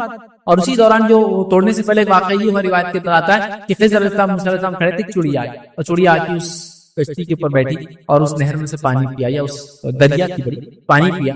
تو خضر علیہ السلام نے کہا موسیٰ یہ چڑیا کیا بتا رہی معلوم کو؟ تو موسیٰ علیہ السلام نے کہا کیا؟ تو یہ بتا رہی ہے کہ جتنا پانی میں نے اپنے چوچ میں لیا, جتنا پانی میں نے اپنے چوچ میں لیا, اتنا ہی تیرا اور میرا ملا کر اللہ کے علم کے مقابلے میں. اللہ کا علم سمندر جیسا ہے, اور جیسا چڑیا نے سمندر میں سے ایک گھٹ, چڑیا کا گھٹ کیا ہوتا ہے, کتنے ایم ایل کا سکھ پتا نہیں, 1 ml 2 ml, ہے نا, اتنا سا سپ لیتی چڑیا, تو کہا موسیٰ علیہ السلام سے کہ جو چڑیا نے پانی پیا, یہ چڑیا بتا رہی ہے کہ اللہ کے علم کے مقابلے ہمارا علم صرف اتنا ہے, ایسا اللہ کے علم سمندر ہے, تو چڑیا نے جو پانی پیا نا اتنا تیرا اور میرا علم. پھر بعد میں وہ آگے چلی, انہوں نے توڑ دیا اس کا وہ موسیٰ علیہ السلام کو وہ نہیں, آپ نے پوچھ لیا. خضر نے کہا میں نے تو پہلے بولا تھا مجھ سے کوئی سوال نہیں جب تک میں جواب نہ دوں, ابھی خاموش ہو. موسیٰ علیہ السلام نے کہا ٹھیک ہے, اس چیز کے لیے مجھے چھوڑ دو جسے میرا کنٹرول نہیں ہے, میں نے جان بوجھ کے نہیں کیا لیکن نکل گیا میرے منہ سے تم نے جب ایسا کیا تو, حالانکہ فری رائٹ دی ہم کو.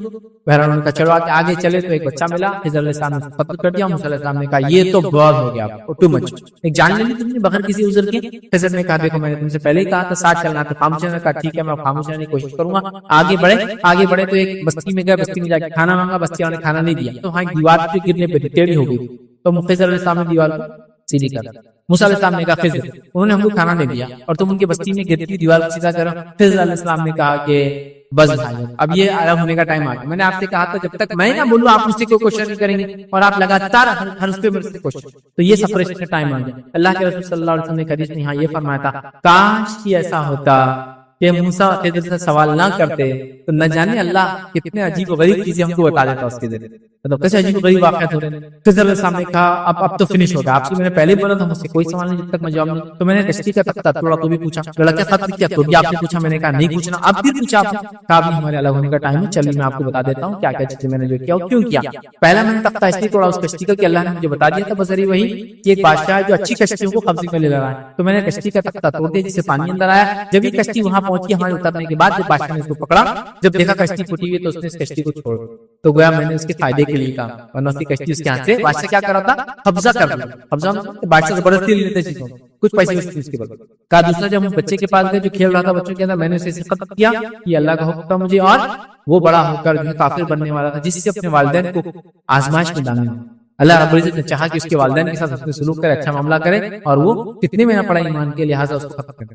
اس کے بعد تیسری جگہ جب ہم پہنچے دیوار میں گرنے کی تھی, وہاں ایک خزانہ تھا 2 یتیم بچوں کا, اور اللہ چاہتا تھا کہ ان یتیموں کے بڑے ہونے کے بعد خزانہ ملے. دیوار گر جاتی تو خزانہ نکل جاتا, اللہ نے جو کیا میں نے دیوار بنا دی. ابھی دیوار تب تک اچھی رہی انشاءاللہ جب تک بچے بڑے ہوں اس کے لیے گر جائیں گے, اور یہ اس لیے کہ اللہ تعالیٰ نے یہ اس لیے چاہا کہ ان کے والد نیک انسان تھے. اس سے پتہ چلا اگر والدین نیک تو بچوں کو اس کا اجر ملے, ان کے والدین نیک. کہا بھی ہمارے الگ ہونے کا ٹائم ہے. یہ باتیں تھی, حکمتیں تھی جو اللہ نے مجھے بتائی جو تمہیں نہیں دیا گیا تھا. پتہ چلا وہ موسیٰ علیہ السلام کو علم تھا, وہ خضر علیہ السلام کے پاس نہیں تھا, جو خضر کو علم تھا موسیٰ علیہ السلام کے پاس نہیں تھا, اور موسیٰ علیہ السلام کو اللہ نے نصیحت کر دی کہ موسیٰ تم کو ہر چیز کا علم نہیں ہے, تم سے یہ سوال ہوا تھا کہ علم کس کو سب سے زیادہ, تم نے بات میری طرف نسبت کرنا تھا, تو تم نے کیا کیا, یہ کہا کہ مجھے ہے, یہ تمہاری غلطی تھی. اور موسیٰ علیہ السلام سمجھ گئے کہ اللہ رب العزت کو علم ہے, اور اللہ رب العزت سرچشمہ علم کا ہے, تمام علوم اسی سے آتے ہیں.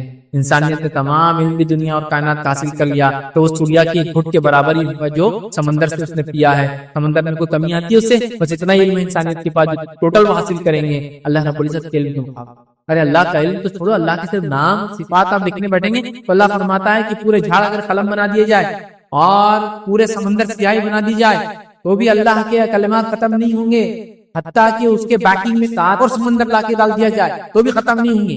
اتنی حکمت اللہ رب العزت, اتنا علم اللہ رب العزت. انسانیت کچھ بھی نہیں ہے, تھوڑا بہت ہم کو جو ملا ہے یہ تو اللہ رب العزت نے اپنے حقیر بندے پہ نواز دیا. تکبر کس چیز کا ہے, اور عاجز ہو جانا کہ جو علم دیا اللہ بس عمل پیرا کر دے, ورنہ تو ناکام رہا.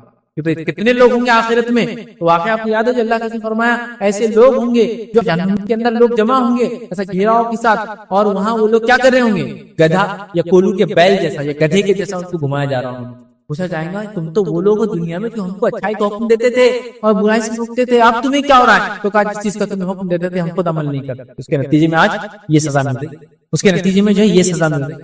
علم ہے بعمل, اس کی دعا کریں. چلیے اس واقعے سے کیا نصیحتیں ملتی ہے سورہ کہف کے, جس میں علم کا فتنہ جو میں ٹاپک لے رہا ہوں, اور کیسے علم کے فتنے سے ہم بچے, کیا نصیحتیں ملتی. پہلی نصیحت جو ہم کو ملتی ہے یاد رکھیے وہ یہ, اللہ ہی حقیقی علم سے خبردار ہے, اللہ ہی علم کا سر چشمہ ہے, اللہ ہی کے پاس سارے علوم آتے ہیں. اس بات کو سب سے پہلے جو کچھ ہم نے کیا, جو کچھ سائنسدانوں نے کیا, جو کچھ ہم کر سکتے ہیں مسلمان ہونے کے ناطے تو میں یہ کہہ رہا تھا کہ میں کچھ کر رہا ہوں, سائنس ٹیکنالوجی میں آگے بڑھ رہا ہوں, دنیا کو دفعہ کچھ چیزیں دے رہا ہوں, یہ اللہ کے فضل سے میری کوئی خصوصیت اور خوبی نہیں ہے. تو پہلی چیز ہے اللہ ہی میں موسیٰ علیہ السلام کو اللہ نے خضر علیہ السلام کے اسکیم بھیجا, اس لیے کہ انہوں نے واللہ عالم کہنا چاہیے تھا سب سے پہلے تو, کہ اللہ ہی جانتا کس کو سب سے زیادہ علم ہے. وہ نہیں کہا, دوسرا کہہ دیا میں نے میرے, اور اللہ کی پکڑ کی کہ موسیٰ کا کام تھا یہ کہنا کہ اللہ کا سب سے زیادہ. ٹھیک ہے, تو سب سے پہلے یہ. دوسرا, لوگ اللہ کے علم و حکمت سے زیادہ آج کل کفاروں کے علم حکمت چال بازی کے تعلق سے پریشان رہتے ہیں ان کی یہ چال ہے، ان کی وہ چال ہے، ان کی آرگنائزیشن کو 100 سال ہو تو ان کی منصوبہ بندی ہے، یہ آرگنائزیشن 1100 سال سے چل رہی ہے، ان کی منصوبہ بندی ہے، وہ فلاں آرگنائزیشن یہ کر رہی ہے تو فلاں آرگنائزیشن یہ کر رہی ہے، فلاں لوگوں کا منصوبہ پوری انسانیت کو جہنم میں لے جانے کا فلاں لوگوں کا منصوبہ ہے۔ ارے ان سب کے تمام منصوبے مل کے بھی کچھ نہیں کر سکتے، اس لیے کہ اللہ رب العزت کو اس کا علم تھا، تو اللہ رب العزت خود ان کو ان کی چال بازی میں پھنساتا ہے۔ اس کا مطلب یہ نہیں کہ میں کہہ رہا ہوں مسلمانوں کو ایک دم بھولی بکری بن کے کسی کے پیچھے بھی چلو، میں یہ نہیں کہنا چاہتا، بولنا یہ چاہ رہا ہوں کہ جو چال بازی کرنے والا کر رہا ہے رب العزت کو اس کا بھی علم ہے، اور اللہ رب العزت ان کی چال بازی سے امت کو بچائیں گا اگر امت توحید پر قائم رہے اور جس طرح سے اس کے نبی نے عمل کیا کرتے رہے، احکامات کا عمل لائے، منع چیز کردہ چیز سے رکتی رہے، تو اللہ رب العزت کا کام اس کی حفاظت کر سکتے۔ تو ہم لوگ بڑے اس کی تنظیم، یہ خفیہ تنظیم یہ کر رہی ہے، یہ آرگنائزیشن 100 سال سے یہ کر رہی ہے، وہ آرگنائزیشن سب بیکار ہے۔ اللہ رب العزت ہر چیز کا علم ہے، تو لوگوں کی چال بازی کا بھی علم ہے، لوگوں کی اچھائی کا بھی، سب چیز کا اللہ تعالیٰ کو علم ہے، یہ بات کو آپ سمجھے یاد رکھیں، ٹھیک ہے۔ اسی طرح جو ہے ایک روایت آتی ہے جو سلسلۃ صحیح ہے، روایت حدیث سنی، حدیث اس طرح سے نبی اکرم صلی اللہ علیہ وسلم فرمایا جب موسیٰ علیہ السلام کی خضر علیہ السلام سے ملاقات ہوئی تو ایک پرندہ آیا، وہ جو واقعہ میں رکھا، اور اس نے پانی اپنے چونچ میں بھر لیا۔ خضر علیہ السلام نے موسیٰ علیہ السلام سے کہا کیا تجھے علم ہے یہ پرندہ کیا کہنا چاہتا ہے؟ انہوں نے کہا نہیں، یہ کیا کہنا چاہتا ہے؟ خضر علیہ السلام نے کہا مجھے کہہ رہا ہے کہ تیرا اور موسیٰ کا علم اللہ تعالیٰ کے علم کے مقابلے میں اتنا ہی ہے جتنا سمندر کے مقابلے میں میری چونچ میں آنے والا پانی۔ تو اللہ رب العزت کی ذات اصلی ہے، جب یہ پورے اتنے برگزیدہ نبیوں کا علم ایک چونچ میں پانی کے ہوتا ہے، تو یہ تنظیموں کا، یہ شر پسند لوگوں کا، یہ شیطان کی پیروکاروں کی چالوں کی کیا ہوتا تھا ایسے؟ پر میں نہیں کہہ رہا معصوم بکری بن کے چل، میرا بولنے کا مقصد یہ ہے ہم اللہ پہ توکل کریں، ایمان اللہ جیسے لانے کا حق ہے، اللہ رب العزت ہماری بات کرے۔ دوسرا ہم اس واقعے سے کیا نصیحت سیکھتے اور علم کے فتنے سے ہم کیسے بچ سکتے ہیں اس واقعے سے، وہ یہ واقعات کے پیچھے موجودہ اللہ کی عظیم حکمتوں کو ہم سمجھیں۔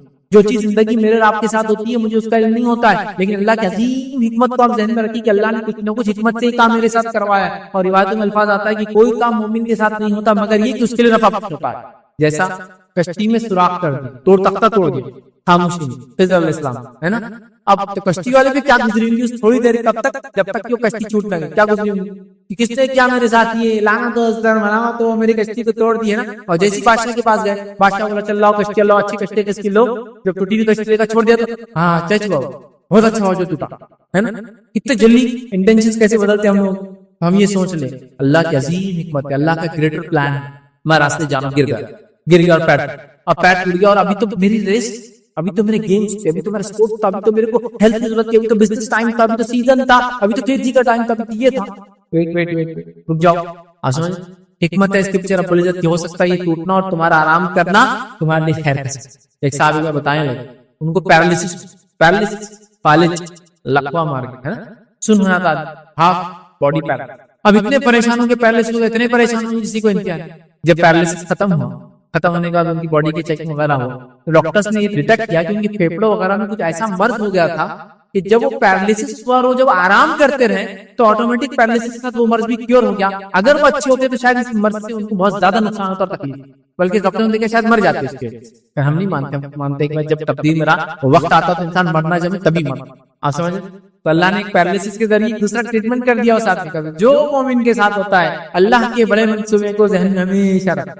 ہم لوگ کتنے ناشکر ہیں، کتنی چھوٹی چھوٹی چیز ہو جاتی، گر گئے پیروں کچھ ہو گیا، ابھی سنا تھا کہ اللہ تعالیٰ کو ابھی کرانا تھا، اتنا امپورٹنٹ کام اب دیکھو نا، بچے کا انٹرویو تھا، اللہ تعالیٰ نے ہاتھ اڑا دیا، کیا ہمارا ہی گھر ملتا نوز باللہ اللہ تعالیٰ۔ ایسی جملے ہم لوگ بولتے ہیں چھوٹی چھوٹی چیزیں، دیکھو اب اتنی ضرورت تھی پیسوں کی، ابھی انہوں بیمار پڑے گا، کون کما کے لائیں گے؟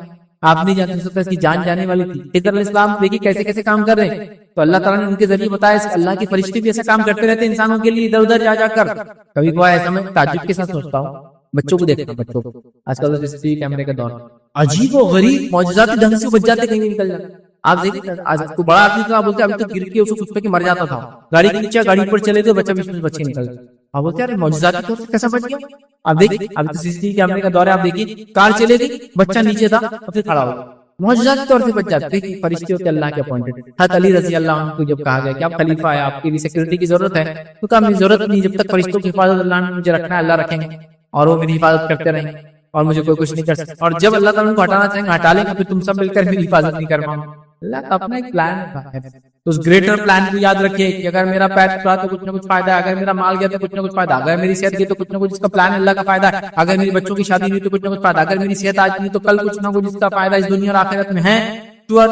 جس کو بولتے بالکل ہے ہی، تو وہ حکمت جب انسان یاد رکھتا ہے نا، کشتی والے نے اگر جزا فضا کیا ہوگا 5-10 منٹ بعد یا وہ دوسرا جب وہ بادشاہ کے پاس گیا تو کتنا خوش ہوگا, بہت اچھا ہو گیا بھائی, یہ کشتی خراب نکلی نہیں تو گئی تھی کشتی, چلو تختہ بنا لیں گے بعد میں اپن, سمجھ رہے بات. جیسا مثال کے طور پر کوئی ڈاکو آ گئے ایک دم ہائی وے کی پر سب گاڑیوں کو روک لی, بولے سب کو ختم کر دو, جلدی جلدی کس کی اچھی گاڑی, اور آپ کی گاڑی ایک دم کھٹارا گندی حالت میں دھلی بھی نہیں, جس کی وجہ سے آپ ڈرائیور کو بمکائے گالیاں دے کے آئیں گے, تیرے وجہ سے گندی گاڑی لے جانا بیٹا, میرے خاندان میں کوئی گندی گاڑی کبھی بیٹھا نہیں, یہ نہیں تو نہیں سب ایسا. اور وہ ڈاکو کیا کرے, سب زیادہ چمک رہی اور اس کی گاڑی کو خالی کرے, اور آپ کی ارے گندی اس پہ چھوڑ دو, اور اللہ کا شکر کرے گا بیٹا تو نے اچھا کرا گاڑی کو دھوائیں گے, تلے کھا لڈو کھا میرے طرف سے, نہ ڈاکو نے ہماری طرف دیکھا نہ ہمارے طرف کچھ وہ ہے نہیں. جب شکر ادا کریں اللہ کا گریٹر پلان ہوتا ہر جگہ, سمجھو میں چاہ رہا تھا یہ کروں کمپٹیٹیو ایگزام دو اور اس میں کامیاب ہو, میں اس لائق تھا, نہیں ہوا, اللہ کا اور پلان ہے اس کے علاوہ بڑا, آپ میں نہیں جانتے پلان, بس تھوڑا انتظار کرو تو فائدہ, سمجھ رہے بات. تو اس چیز کو سمجھنا بہتر. چلیے وقت نہیں اتنا تو بہر, تو اللہ کے پلانس کو ہمیشہ یاد رکھے ذہن میں, اللہ کی حکمتیں یاد رکھیے, وہ ہر چیز کو کرتا ہے. جس طرح واقعات کے پیچھے جو حکمتیں تھی, موسیٰ علیہ السلام جیسے نبی بھی سمجھ نہیں پائے جب تک کہ خضر نے ان کو ایکسپلین نہیں کیا علیہ السلام نے, تو ایسا ہم جیسے چھوٹے موٹے للو کچھ لوگوں کیا جو ایمان میں کمزور, علم میں کمزور, عمل میں کمزور, موسیٰ علیہ السلام جیسے نبی نہیں سمجھ پائے خضر کی حکمت اللہ نے کیا سمجھائی تھی علیہ السلام, بس ہے یاد رکھنا حکمت ہے, اس کے فائدے آپ کو ضرور ملیں گے. تیسری چیز اس واقعے سے کیا پتہ چلتی ہے, واللہ عالم کہنا سیکھ لے. موسیٰ علیہ السلام کی اللہ نے کیوں پکڑ کی, موسیٰ علیہ السلام نے واللہ عالم کہنا چاہیے تھا, اور یہ کہنا چاہیے تھا کہ اللہ کو علم. موسیٰ علیہ السلام واللہ عالم نہیں کہتے ہوئے کیا کہہ دیا, مجھے علم. جب کیا پوچھا گیا موسیٰ کس دنیا میں سب سے زیادہ علم, تو آپ نے کہہ دیا مجھے, یہ سوچ کر کہ میں برگزیدہ نبی اور وقت کا میں بھی ایک ہی ہوں, کیونکہ ان کے وقت میں کوئی برگزیدہ نہیں تھا, ان سے پہلے ابراہیم علیہ السلام تھے, ان کے بعد وہ زمانہ 1100 سال بعد عیسیٰ علیہ السلام ہے, تو ان کا کام کیا تھا واللہ عالم کہنا. تو واللہ عالم کہنا سیکھ لے, اس واقعے سے پتہ چلا, اس لیے کہ ہم جتنا بھی علم رکھتے ہو کسی چیز کا, اس سے آگے بھی کچھ نہ کچھ علم ہوتا ہے. واللہ عالم یہ کہنا بہت اچھا, اللہ بہتر جانتا ہے, کہنا سیکھ لے. جو نہیں معلوم اس پر کہنا واللہ عالم. موسیٰ علیہ السلام کو نہیں معلوم تھا کہ آپ نے کہہ دیا مجھے علم, تو اگر کہتے واللہ عالم تو مسئلہ ختم. تو واللہ عالم کہنا ہم سیکھے, یاد رکھیے بڑی اہم چیزیں. ضروری نہیں کہ تمام باتوں کا علم جو آپ کو ہو سکتا ہے جو چیز ظاہر دکھ رہی ہے اس کے اندر بھی کچھ نہ کچھ اللہ کی حکمتیں ہو, جو تبھی پتہ چلیں گی جب ہم یہ کہیں گے واللہ عالم, اللہ بہتر جانتا ہے, پھر اللہ انشاءاللہ وہ چیزوں کو بتائیں. ٹھیک ہے, اسی طرح غیر ضروری مباحثوں میں نہیں پڑھنا چاہیے, اور واللہ عالم کہہ کر باتوں کو ختم کر دینا چاہیے, یہ زیادہ اچھا. غیر ضروری بحث میں ہم لوگ پڑھتے ہیں دین کے مسائل میں, دنیا کی باتوں میں, دین میں زیادہ ہوتا ہے. بہرحال ہم واللہ عالم کہہ کر اگر بچ جائے تو میں سمجھتا ہوں یہ زیادہ کافی ہوں. یاد رکھیے کیونکہ اصل نصیحت کو چھوڑ کر فضول بحثوں کے پیچھے ہم لوگ پڑے رہتے ہیں. آئیے سورہ کہف سورہ نمبر 18 آیت نمبر 22 میں اللہ نے کیا فرمایا, قل ربی اعلم بعدتہم ما یعلمہم الا قلیل. اصحاب کہف کے بارے میں اللہ کیا فرمایا کہ کہہ دو اے محمد صلی اللہ علیہ وسلم کہ میرا پروردگار ان کی تعداد کو بخوبی جانتا ہے. تو وہ کتنے تھے, 7 تھے, 5 تھے, 9 تھے, 11 تھے, 13 تھے, واللہ عالم. اب ہم کو بحث, موسیٰ علیہ السلام کا اثر کس چیز کا تھا جس کو لے کے چلتے تھے, اللہ معلوم کیا کرنا ہے اس بحث کو لے کے. نہیں وہ جام کے جھاڑ کا تھا, نہیں وہ انار کے جھاڑ کا تھا, نہیں وہ انجیر کے جھاڑ کا تھا, واللہ عالم جو بھی تھا بس اللہ نے عصا دیا موسیٰ علیہ السلام کا سے معجزہ تھا. نہیں موسیٰ علیہ السلام جو جھاڑ کے پیچھے اللہ تعالیٰ کا وہ دیکھتے تھے, وہ جھاڑ کون سا تھا, وہ پہاڑ, کیا کرنا ہے واللہ عالم. جو سمجھے نا, تو بے فضول بحثوں میں دین میں نہیں جانا, اس سے دین اور ایمان خراب ہوتا ہے, یاد رکھیے. اور کتنے دن اصحاب کہف سوئے, واللہ عالم. جو بھی تھا, لوگ کہتے قرآن نے کہا کہ وہ 300 سال 309 سال, واللہ عالم. جو بھی تھا وہ جو سوئے بس جتنا سوئے, اللہ نے جتنا سلایا, جب اٹھانا تھا اٹھا دیا, بٹ اتنا تو بتایا کہ سینچریز کو صدیوں تک. ٹھیک ہے, ہم کو اس میں نہیں, تو فضول بحثوں میں نہیں پڑھنا چاہیے. ٹھیک ہے, اسی طرح دجال کہاں ہے, ابھی یاجوج ماجوج کی دیوار کہاں ہے, پوری دنیا دیکھ لیے, گوگل میں آپ کو سب بتا دے رہا. یاجوج ماجوج کی دیوار نہیں بتا سک رہا, ہاں نہیں بتا سکتا, کیا کریں. آج سے 200 سال پہلے